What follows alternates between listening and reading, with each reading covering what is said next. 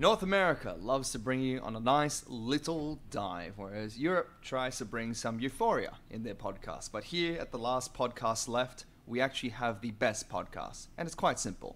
We're the only relevant region out of the three. Welcome to this morning's episode Just went in. of the last podcast left. I'm joined by Richard Calm. Hello. Did you say Calm? How long have you known me, Fish? Richard Calm, really? That's how you're going to introduce me? All right. Is that bad? Well, no, it just reminds me of, like, Star Trek, right? Like, Richard Khan. That's basically what you said. You guys have, both of you have terrible pronunciations for a lot of words. So, I'm That's putting you incorrect, both on ice. Canadian. I mean- I am British. Everything I say is perfectly accurate. Thank you very much. You could be the second place top laner for the LCK. He plays Alawi. He's also second place at everything.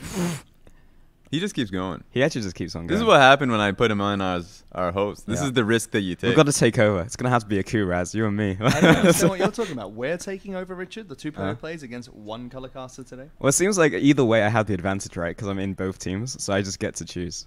Oh, that's true. Yeah. Well, today we're going to be talking about quite a few things. One of which is going to be Rift Rivals later on, talking about the LCK, LMS, and LPL going up against in that big heated battle. Week 2, the highlights from that, as well as this week's schedule. But the first thing that we're going to start out with today is the meta evolution and resource farming. I know that this is a big topic for you, Richard, so how do you want to kickstart this? Literally the only time he's relevant is just like, actually, Dude, I played Heimerdinger Richard, before. Let me tell you something. Like, this meta is actually my jam. Like, I'm peaking right now. Like, as soon as this meta is over, I'm just gonna be like back to Trash Tier Caster. But for this single period of this meta, I'm peaking. This is where it is at, because everyone is playing all these weird champions, which I've played for the longest time. Now, I'm a bit of a hipster when it comes to my picks that goodness. I play, like in solo queue, like or in game. And it's like, if this is happening in the meta, probably not gonna play it, right? But now everything has come out all at the same time, and that's like what is amazing to me. It's not just like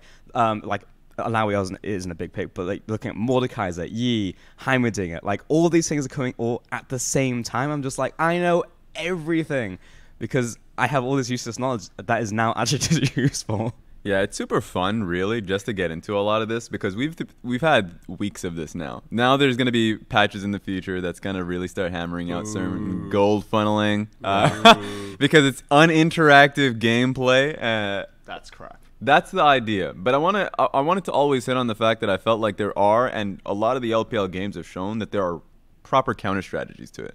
Initially, the biggest one that came into it was match the gold funneling, which is something that has proper push versus it. Yep. Well, as an AD carry main, this sucks. I love watching the current meta, but I played a few solo queue games picking up Ashe, and I was like, I'm just What's an AD absolutely carry, useless. bro? To be fair, there are like a couple teams trying to make AD carries work. Like you're looking at like an RNG, for example. Even Jackulov, after like he picked Yasuo once, but primarily he's going like the Uzi route, where he's like, okay, I'm gonna pick like the Ashes, even like the Vaynes, the Kallistas, the Kaisers, and trying to make that meta work. And it does work sometimes, but it's just like, when is that going to come back to bite them in this meta? Because it seems to me they're trying to prepare for the long run when we go back to like quote-unquote normal meta.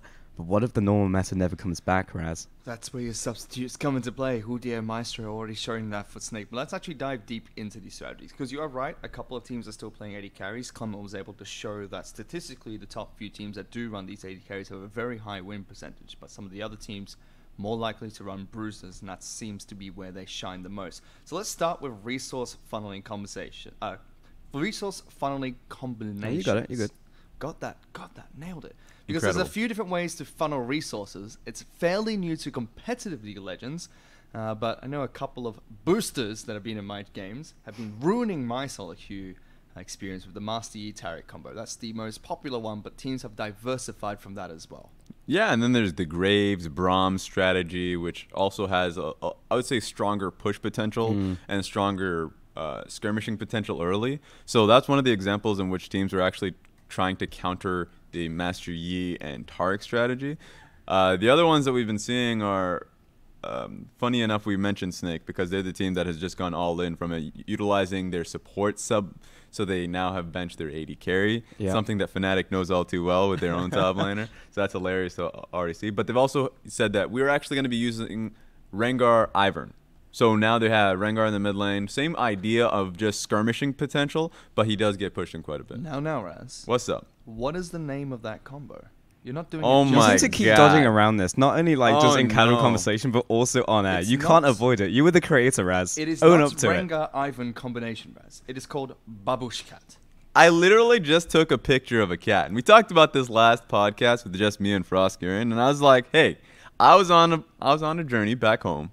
I found a Sure. cat, took a picture, and then you guys used it for broadcast for a Rengar composition. I mean, You got that look, right. I love it, but it's just one of those. It's like a monster that I created that just kept going. Well, there are a Welcome few. to this mess. That's why I feel like I created. There are a few other big funnel combination picks. Something like Nunu Karthus comes to mind. Yep. I know in the OPL we got to watch the Chiefs run 2 funnel combinations in the exact same game. They ran Nunu Karthus in the bottom lane, both running Smite, and they also had Graves and Brom in the mid lane. And it's Well, just yeah, evolving okay. for the most part, because remember, the Nunu Karthus is probably the only combination in which a mid laner is benefiting from that. But you also see just more AD carries that are also being tagged in with Braum. So we already talked about how Graves was that, but then we saw just yesterday how Zaya was being used as a jungler, because she's now able to get a lot more free experience and waves just off of that support going into the jungle and mid lane. But then we also saw Lucian across the world as a jungler. So really it just comes down to the fact that do you have an AD carry that you want to get to the late game?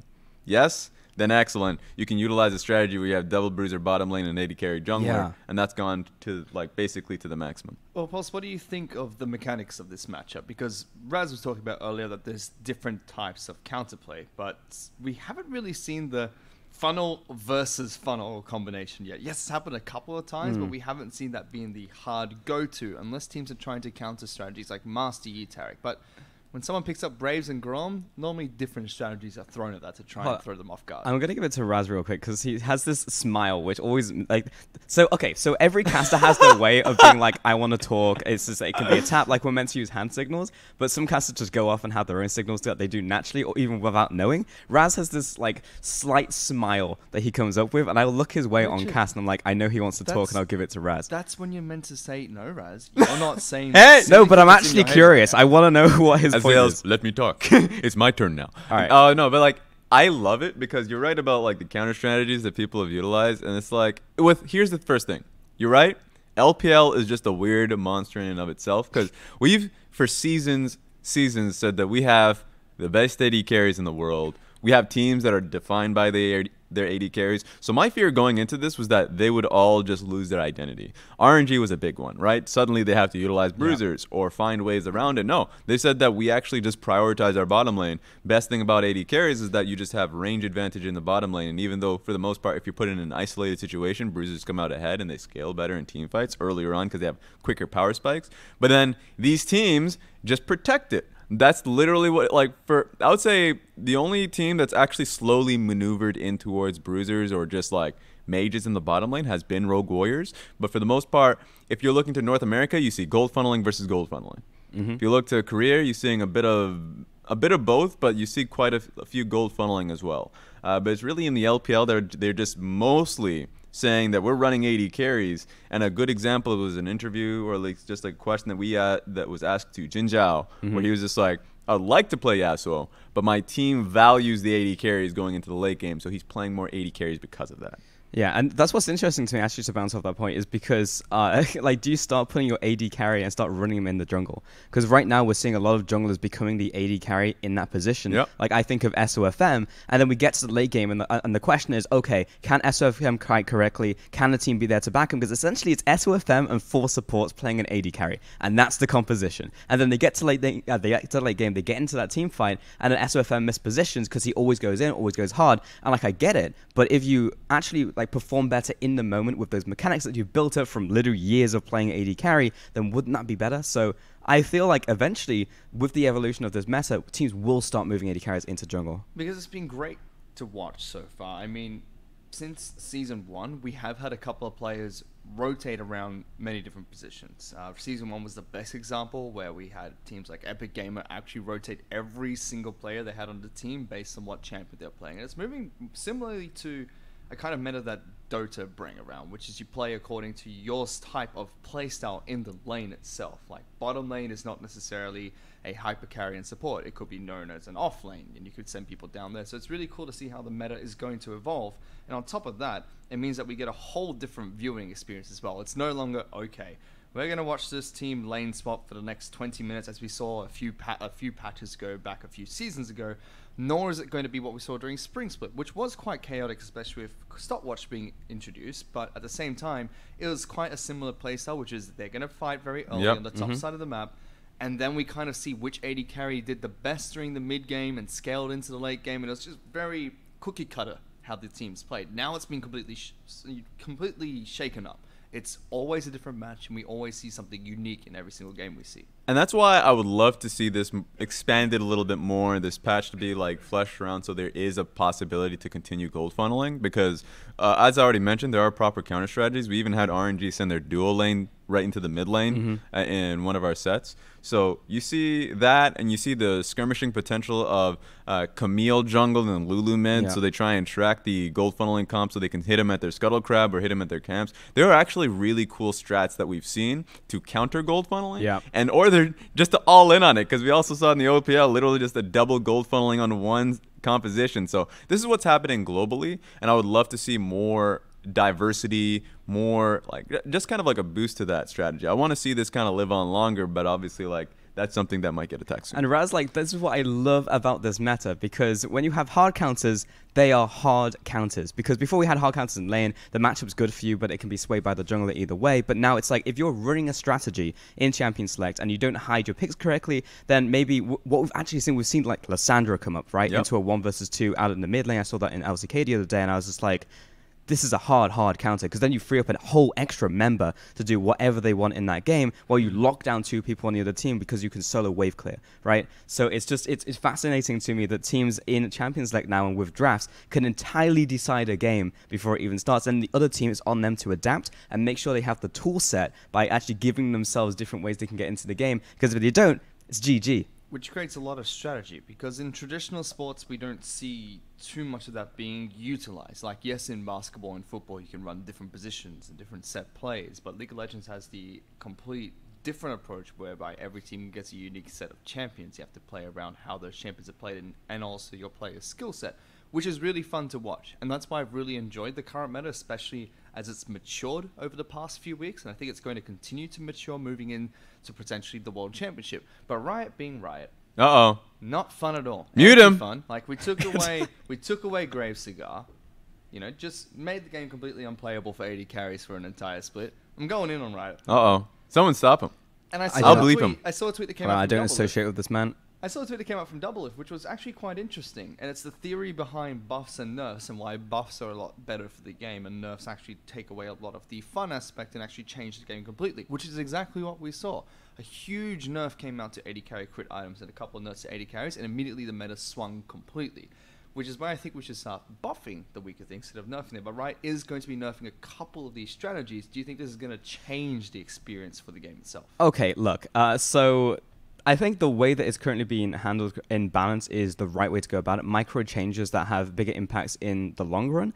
The problem is when a champion doesn't get picked up after like one change, and then it's like 4 subsequent changes to A, the champion, but B, the champions around it, to the point where a champion just becomes incredibly strong all of a sudden on like a patch. And like, where the heck did this champion come from?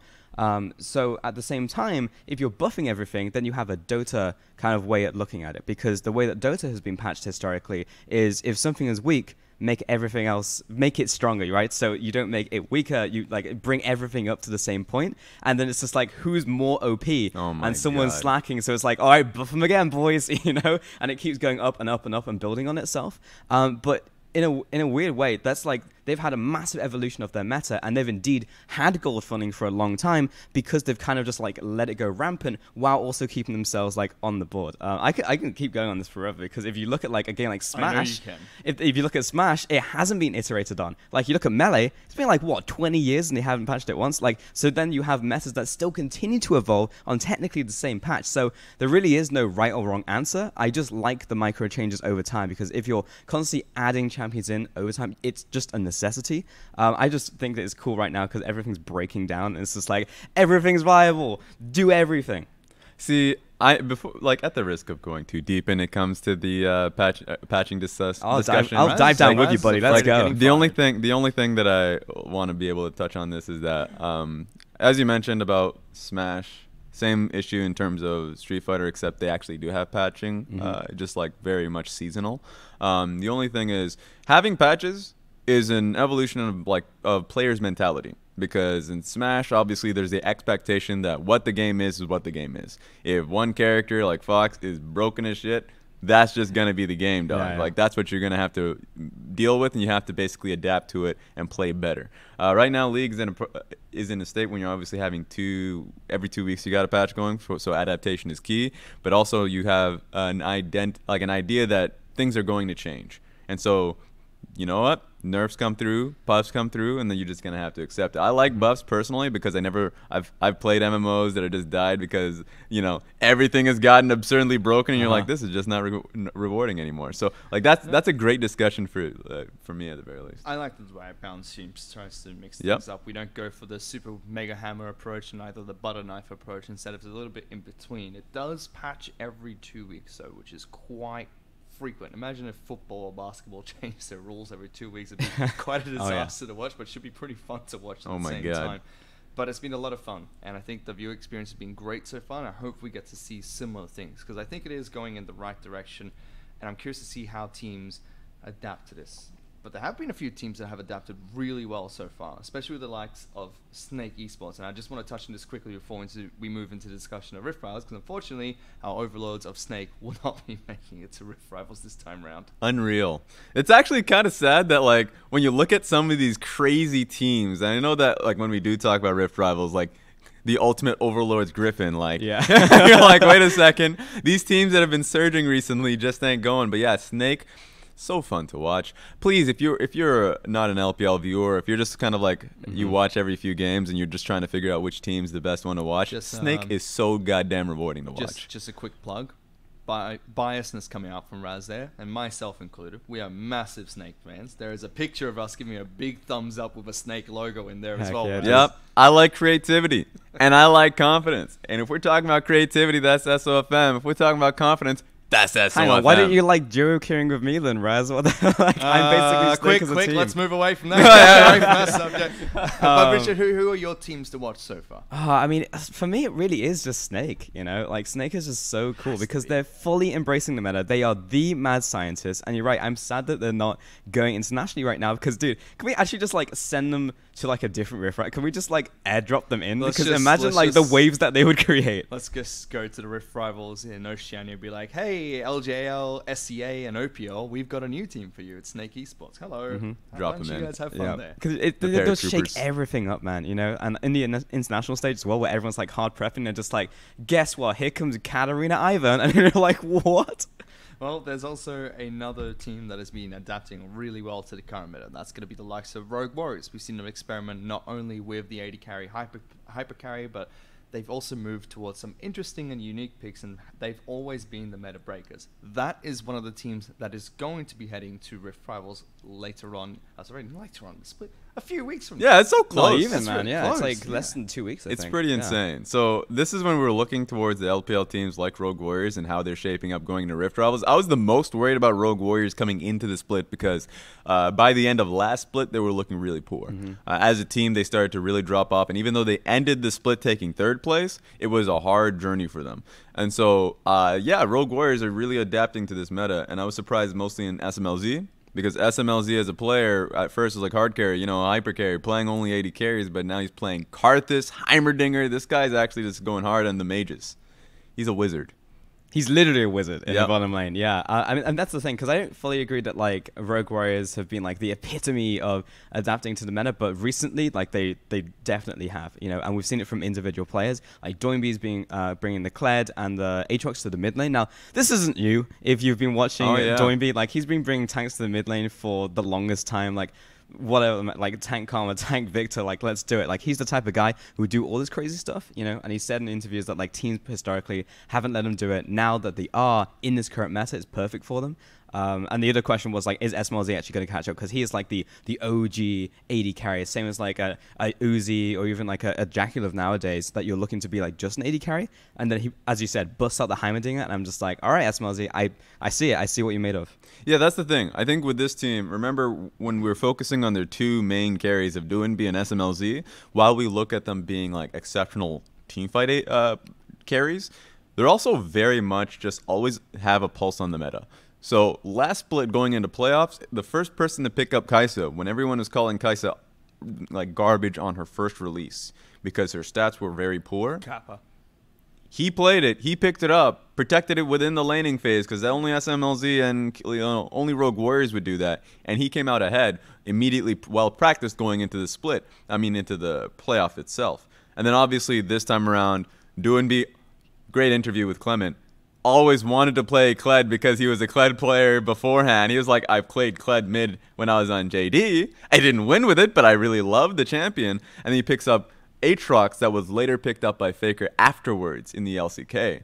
And then you look towards SMLZ, and of course, as I already said, he's not someone who's just going to remain on a carry. If he feels like there's something that he can expand upon, he'll move towards it. So Heimerdinger, as I mentioned, Karthus, he's like just a mage in the bottom lane now. He can still do so much damage in the later on team fight, so he's not particularly like playing the bruisers, so he's really focused on being able to have that team fight identity ring true for Rogue Warriors. Well, let's look at the other three teams that the LPL is sending to Rift Rise. We have EDG, IG, and RNG. These three teams, even with the current meta, are well known for their bottom lanes. Yep. We've got iBoy, Jaculov, as well as Uzi. How are these three teams going to fare heading into that Rift Rivals? Yeah, I mean, we've already spoken a little bit about Invictus Gaming RNG, that primarily they've stuck to just a classic AD carry. I actually really want to see them just funnel harder into the ADCs, maybe from the jungle position, because it means that you can like get your mid lane and top lane, everyone involved into being a funnel for that AD carry. Now, we haven't really seen much adaptation from RNG moving away from like the AD carries, but we have from Invictus Gaming. We actually saw Jaculov pick up the Yasuo the other day, and the biggest thing to me was he was actually initiating skirmishes and team fights. Like, he completely reversed his role and then knew what to do in those situations. Now, it was, of course, it was very messy. The team wasn't used to following an ADC, but more often than not, it did work. He was setting up his combos correctly. He would come in with the air blade techniques. Like, he was actually doing legit combos, right? So I also wonder like how this comes about. Like, does like separate lanes, does the mid lane then teach the bottom laner like, here's how you play Yasuo, this is some cool combos that you can, you know, like, I wonder how they actually get their experience. But no, to go back onto those points, like Invictus Gaming and RNG, like, I think they are well suited to the meta, but RNG are going to be like taking the anti-fun approach, right, where they'll go for like the AD carries and try and shut down the gold funnels by doing the like the quote unquote like OG kind of team setups, like the team comps. Yeah, I think for the most part, these teams will just be coming in standard. I don't really expect them to be going towards gold funneling just because their team identity, as you mentioned, are really catered towards their AD carries. The only team that I see really changing, we already mentioned Rogue Warriors. IG, Rogue Warriors, Edward Gaming, and RNG really are just going to be catering towards what their bottom lane, like just protecting it in the laning phase. So like just so people know what Rift Rivals is, just because this really hasn't changed the format from last year. Last time around was in Kaohsiung. Excellent event. LPL won that event. That's why it was excellent.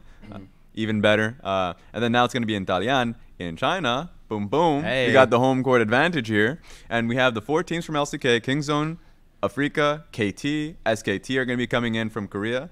From China, of course, I already mentioned the 4 teams. And then from the LMS, we have Flash Wolves, G-Rex, Mad, and Machi. I will say about the LMS immediately, they just started their split. They just had week 1. They're not even well prepared, so we've got that going. What was it? I was filming in Dalian with Rendong. By the way, if you don't know who Rendong is, he is the epitome coolest man on of earth. a handsome, beautiful specimen of a human being. Yep. He With is the deepest voice imaginable. deepest voice imaginable. He is a fantastic host as well. I got to work with him.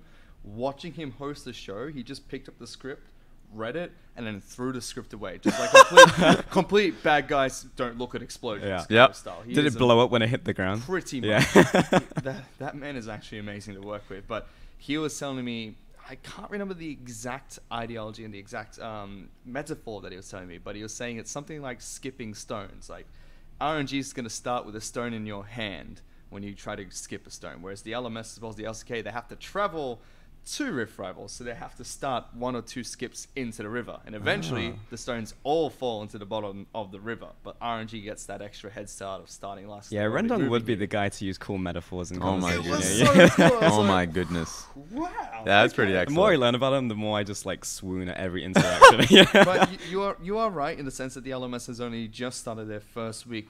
One region that has not, however, has been the LCK, which is tied with the LPL in terms of the weeks that they've started. Almost similar number of games played as well. I think only 1 or 2 games separates the 2 regions at the moment. And despite the LMS only having 1 week in, both these regions look fairly competitive. Yes. However, for the LCK region, the teams that they are sending to Rift Rivals had a shaky start. Yeah, so like immediately it's SKT that is like they're kind of getting their gears in order, kind of, but obviously they're the team that no one really wants to send at this event, because I already mentioned that Griffin is looking exceptional as a team coming out of the Challenger Series from the Korea. It's insane to see that. While SKT are starting to get their ducks in order, but immediately, if you're talking about what the structure is for Rift Rivals, it's not looking good in their group. Because remember, they're coming in as the 4th seed.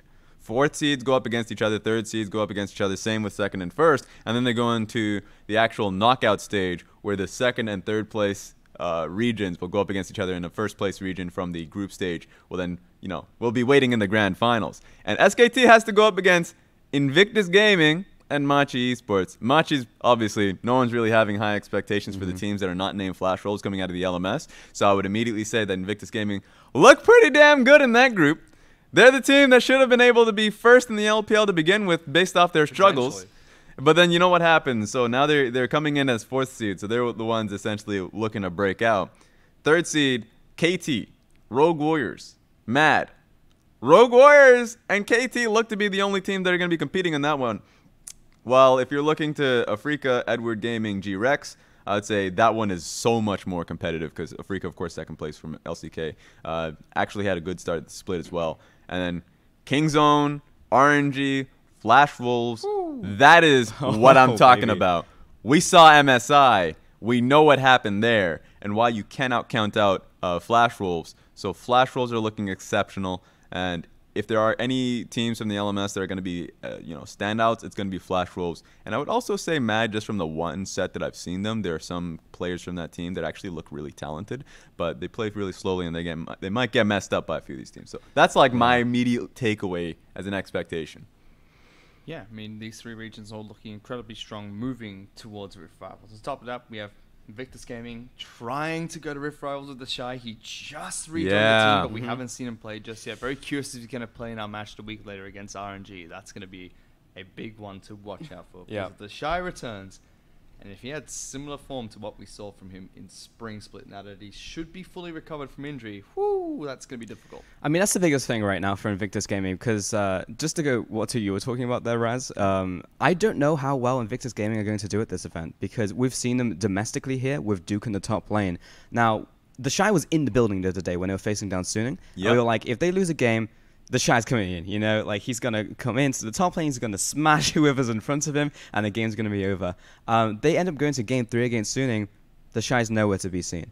And I'm like, okay, well, maybe they are saving him for Rift Rivals, but he's had no stage experience so far. And yes, Invictus Gaming have a total of 3 games this week and have a lot to go, of course, like they're facing RNG, but it's just like, if you're dropping games against someone like Suning, who, yes, have done like pretty well adapting to the meta, they hit, it's like the Bruce Lee proverb, which is just like, I fear the man who has practiced the same punch 1,000 times. That's Suning Gaming. They'll go for that set play in top lane or bottom lane every single time, but it hit them off guard, and it was just Suning honestly destroying them in that one game. And then even the final game wasn't like completely clear cut. So I'm a little bit fearful for how Invictus Gaming will do going internationally against some of the best teams. I mean, on top of that, we're going to have EDG at full strength. They played Clear Love last split, which means Clear Love's going to be starting probably at Rift Rivals unless Haro comes back in somehow and magically rejoins the team to try and save some of their disaster stuff. So that's going to be interesting to watch. RNG have been quite solid to start. Some shaky performances during the week, but we'll have to see how these 2 teams go. At Rift Rivals, I got to talk to one of the audio guys that's setting up for Rift Rivals at Dalian yesterday, and they're doing something for the stage, which unfortunately I can't tell you guys on the podcast right now, that has never been done before. Oh no. In League of Legends. It is actually amazing. The concept is incredibly cool. So you guys should check it out. You should watch that opening ceremony because I'm really excited for We're talking about the stage, right? Yeah. Yeah, I mean, like the kinetic screens that came down in the finals. It's better than that. Really? Yes. That's what I'm always afraid when I go into a new Chinese event, just because every single time they're like, "You've never seen this before." I'm like, "Well, now I don't know how to imagine this." I'm not even joking. He was with Rusty and I last night just having a chat, and he was telling us about, this really sucks because I have to get all these things and I only prepared for this.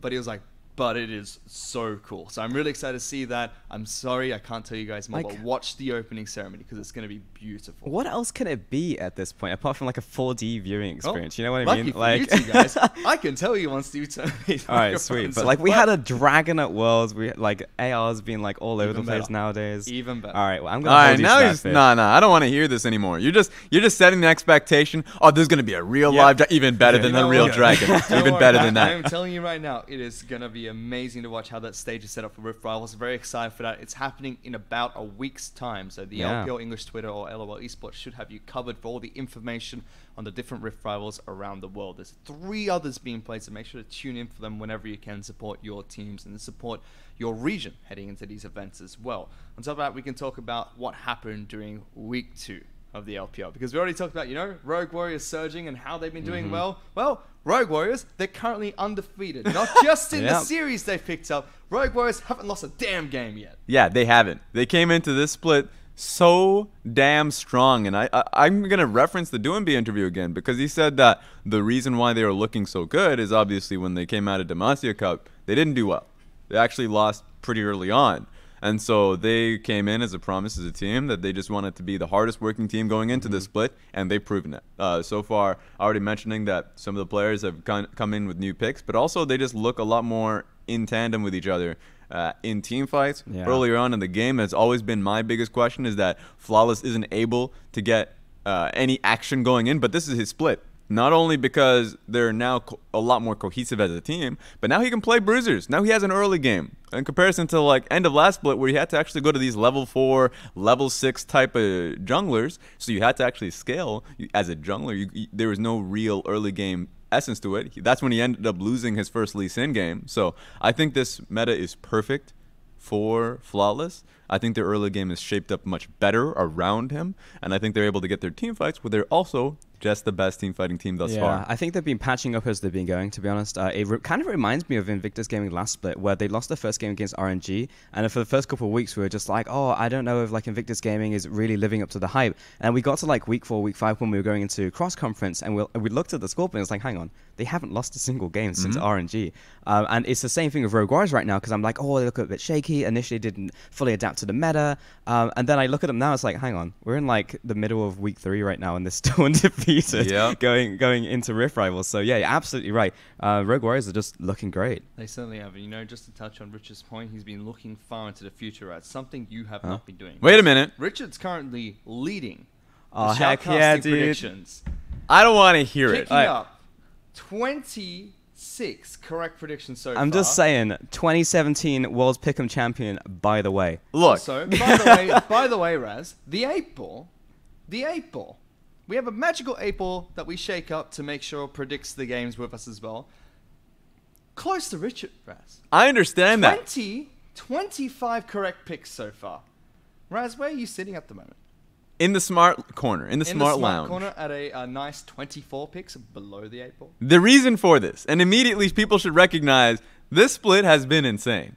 This split has been crazy. WE are at the end. Teams are just like RNG losing their first set versus JD in the beginning of the split. So much has been happening. TOP taking victories. What the heck? FPX not shaping up as we expected. Ah, strange. It's almost like someone predicted that would happen. And you predicted the worst predictions. You actually just came out so far ahead off of these random Nostradamus predictions. Do you know what the sad thing for me was? I went into the predictions because Rusty and I were talking about that FPX against TOP game that happened last week. And we were like, man, I think I predicted TOP. And Rusty's like, no, I changed my prediction to FPX to the last second. I was like, did I do that too? I went into the document and checked the edit history. Both Rusty and I changed our predictions for FPX Unreal. TOP at the last minute. We're like, Unreal. no, what have we... Unreal. And Mr. 8-Ball says TOP beating EDG, WE beating Rogue Warriors, and LGD beating BLG for next week. So goodbye, 8-Ball. You see how absurd this is? Every week I go into it, I'm like, he's going to lose this. These are absurd predictions. And then finally, Richard, Pulse, Senor Pulse, and this 8-Ball will be exposed. But I don't even know anymore, Fish. I have no idea. The thing with the 8-Ball is over time it should even up to a 50-50, right? Like, because we also play so many games in the LPL, it makes sense that, like, by numbers, it should go to the 50-50. Whereas I have a brain, so I'm going to come out the other end, just increasing my lead from week to week, Raz. So good luck in esports. I'm telling you right now, this is week 3. We have about 7 weeks to go. You're going to be exposed, and you're going to have video evidence, or at least just this audio, at the very least, where you're going to be talking your game up, and by the end of the split, you're going to be dead last. You're going to be, it's all going to your head, man, Mr. Pulse. We can, I'm happy for us to roll this audio on air if I am dead last place in a few weeks, but I'm remembering this. Raz will remember this, but in a few weeks, it's not going to happen, man. I'm going to be dead first. This is coming from the analysts that predicted EDG to beat Rogue Warriors, the only one of which to do so. Did you actually pull up the prediction right now, Fish? Raz Muhammad. Yeah, I predicted that. Oh, no. It's going to happen. This is a disaster. But one other team that the 8-Ball has been quite hot on and has been predicting them every single time they played has been OMG. And OMG had a fantastic week too. OMG, man. I'm just going to say immediately, look. So my worry when it comes to OMG is that, starting this split off, who are their primary carries? They bring in Mountain. Is it just going to be the mid-jungle synergy? And if that's it, then it's not going to be enough, right? Of course, being able to take down TOP in the fashion in which they did, and guess how it was done? Guess who took the MVP? How, Raz? Tell me. Schwan P, their new AD carry, formerly of Vici when they had Mata in the bottom lane. Man was legit like hit every arrow. 465 days, and welcome back to the LPL Schwan P. And he literally came back with the scroll of Mata, opens it up, and you see just the script, how you're supposed to hit every Ashe arrow. And it's just called, like, VAC. And you're like, excellent. Now I know how to just land every Ashe arrow no matter where I am on the map. And you just think that's absurd. You teach your players, like as a coach, you teach your players, set up for the Ashe arrow. Get behind the mid lane, in fog of war, place a control ward, make it so it's not like too far away. You want to make it guaranteed. He doesn't care about setup. He sits out a lane, throws it all the way to the top lane, and it lands about 3 times. I think the best part about that cast was I got to watch Clement get really excited because Mountain was playing when I was like, oh my goodness, Mountain, my boy from the LMS, he's in the LPL now, he's doing so well, should be the arrows, he was having a fantastic time. I just love how Raz was like a little league coach, and he was like, all right, just don't get hit by the arrow, right? We're just going to sit down mid lane, don't get hit. We got hit. It's kind of like Raz's cast the other day, just telling Jindo, hey Jindo, do the Baron. Hey, it's a similar strategy which a famous ex-North American team. You keep going back to it. Now I'm just that we keep talking about Baron, but some of these teams still don't know how to properly take Baron. I don't want to hear JD Gaming and Baron in the same sentence for the rest of my life. Like, here's the thing, like, moving away from the fact that Schwan P has had an excellent game thus far, and we expect him to continue playing for OMG just based off that performance alone. JD Gaming are also looking incredibly well, and it's based off of the fact that their team fights have been strong around Baron. And I would also say that when they went up against Suning Gaming, that Suning Gaming was a team that proved that they can have early game leads up against JD, but their Baron pressure and control was actually incredibly poor. So you're right. Look. And it comes down for me when it's like, all right, how are teams going to set up around Baron? Suning don't start it. JD a little bit too risky with it, but I think they pulled that back this split. Okay, yeah. It's cool talking about JD, but I do want to bring it back to just OMG real quick. God. All right. Because I feel like I just need to sell this team for like the Western audience because this is a way different team than they used to be. And these guys are these are the rock stars of the LPL. If you legitimately want to see like a C-pop band just play on stage, then look no further. It's OMG, They sing. They actually sing. They did in the opening ceremony. And I was like, I was there on the analyst desk and I was like, I don't know what's going on right now, but I love it. It was so cool.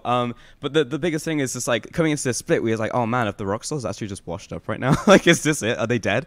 And then they came out swinging. It was the AD carries in the bottom lane. Yes. Icon, it was 50-50 coming out of him, but oh my god, that Cassiopeia play around Baron. Like, that one play alone, I was just like, all right, OMG, I think they have what it takes. And on Cast the other day, Frost was like, now this team that they've beaten their bottom teams like TOP, OMG. I'm like, excuse me, Frost.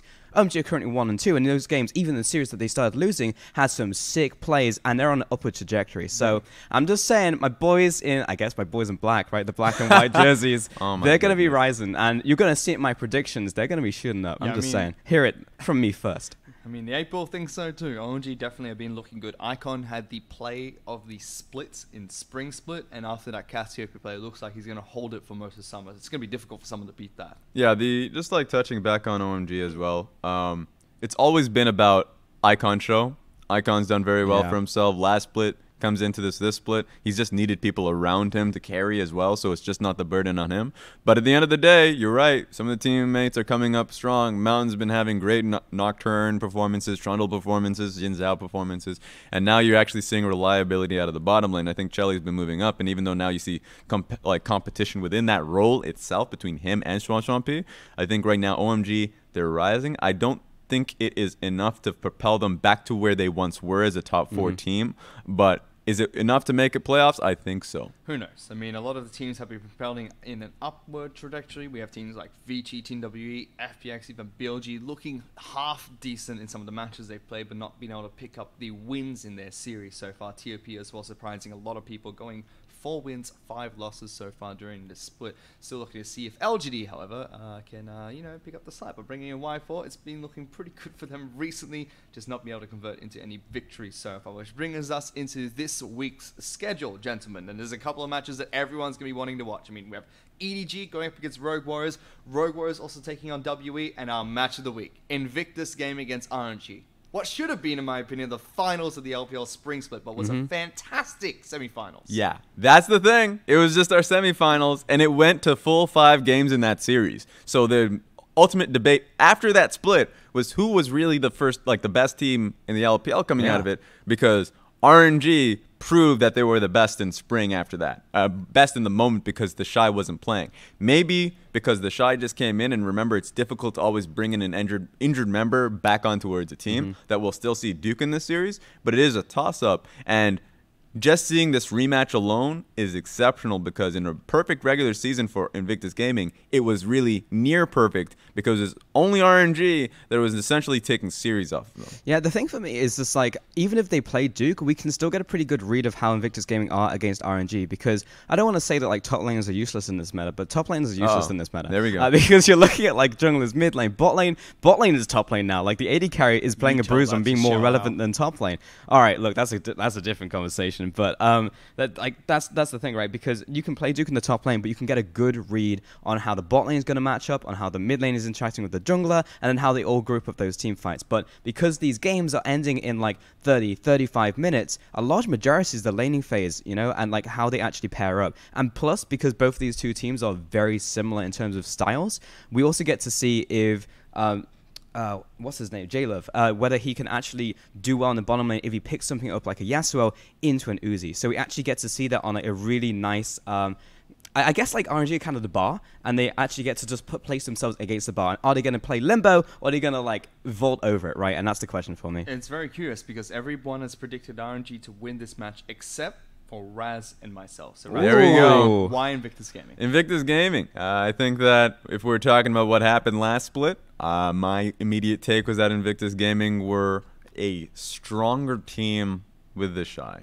They didn't have him, and when they just brought on Duke, remember, Duke was only starting to play just coming into that, so there was no synergy amongst them. Now, I'm fine with Duke playing in that series if he has real time playing with the team, and I think that if they play with Duke, it will be successful because they would have proper time and synergy to play with team fighting. And during that series that they had with RNG during the semifinals, his team fighting was poor, his split pushing was poor, and he's gotten much better synergizing with the team now. So I would say that Duke right now is looking really strong with the team, and if they put the Shy in, then you'll see, as Pulse was mentioning, stronger lanes coming out of Invictus Gaming. Any thoughts about EDG against Rogue Warriors or Rogue Warriors against WE? Because WE, yes, they brought back Mystic, but they still have not been able to convert wins quite successfully. They've looked better, which Yeah. is not the same team that we saw at the World Championship last year. Yeah, Rogue Warriors will beat WE hands down, despite what it says in the graphic. Mr. Fish put that in incorrectly, I think you'll find. I'm looking at the Google document right now, and it says Pulse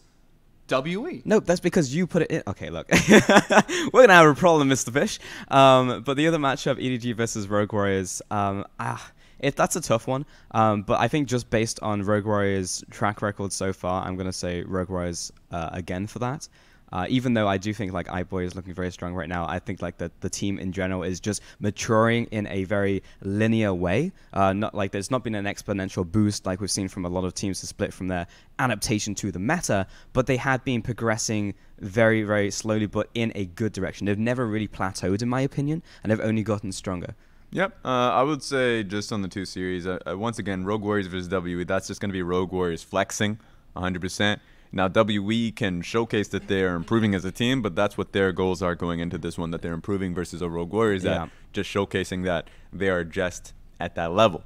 EDG, I have them taking the victory versus Rogue Warriors just because I liked how their support jungle synergy has been working out. I mean, already Snake versus EDG kind of put the spanner in the works, so that needs to be improved on. But currently, what I love is how iBoy is playing, and that's going to really prove who's like the stronger AD carry of the two between like, because Clement's on team SMLZ right now, but currently I think iBoy is performing incredibly well since he joined the team, and I think that they've been structuring the fights around him. Doesn't matter who's better AD carry when SMLZ is playing Heimerdinger.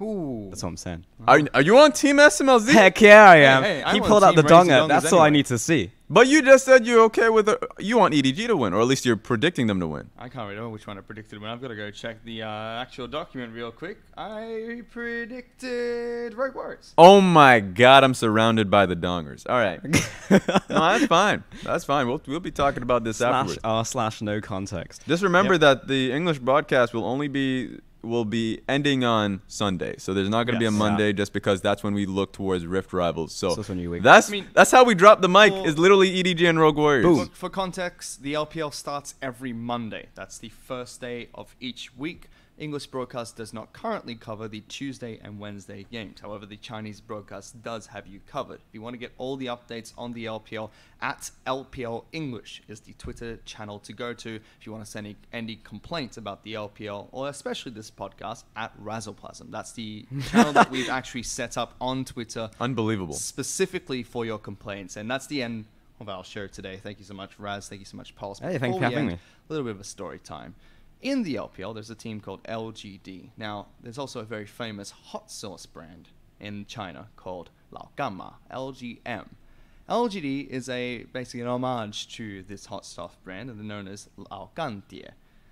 Since moving into esports and since creating an established team, they now have their own hot sauce line. And it roughly, their name, as well as the hot sauce name, roughly translates to old sugar daddy. Oh my God, you done it. Something which Raz aspires to be. And now I know that it's not the exact translation. I know that it's more of something like, old grandfather, old uncle, someone who created hot sauce, someone who created this family brand, like you commonly see with cookies in Western countries, or pancakes with Western countries. It's very similar to that, but I found it very cool that the rough translation was old sugar daddy, something which Raz immediately said, that's what I want to be. What? I'm just happy with the hot sauce, all right? That's what I was going to say. This is perfect for Raz. Like, this is everything Raz is about. I didn't realize it went one step further, but take it away, Raz. We're going to try and figure out if we actually get some LGD hot sauce so we can try it ourselves, because I've heard good things about it. But thank you, gentlemen, for joining us on the podcast. This is the last podcast left, and we'll see you guys next week. Peace.